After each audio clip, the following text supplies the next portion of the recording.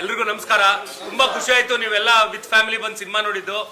And ಬೆಳಗ್ಗೆಯಿಂದ ನಾವು reviews ಎಲ್ಲ ಚೆಕ್ ಮಾಡ್ತಿದೀವಿ, ಎಲ್ಲರ ಹತ್ರ ರಿಪೋರ್ಟ್ ಕೇಳ್ತಿದೀವಿ.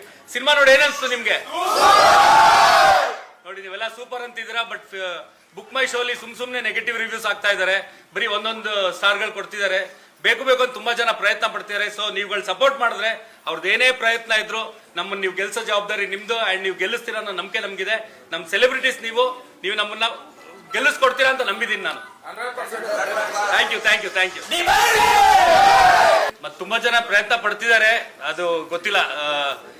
ದರ್ಶನ್ ಮೇಲೆ ಕೋಪನ ನನ್ನ ಮೇಲೆ ತೀರ್ಸ್ಕೊತಾ ಇದಾರೆ ಅಂತ ಅನ್ಸುತ್ತೆ. ಸೊ ನೀವುಗಳು ನಮ್ಗೆ ಸಪೋರ್ಟ್ ಮಾಡಬೇಕು. ಅಂಡ್ ನಿಮ್ಗಳ ಸಪೋರ್ಟ್ ಇರೋರ್ಗು ನಮಗೂ ಒಂದು ಆನೆ ಬಲ ಇದ್ದಂಗೆ, ನಾವು ಧೈರ್ಯವಾಗಿ ಮುಂದೆ ನಿಂತಿರ್ತೀವಿ.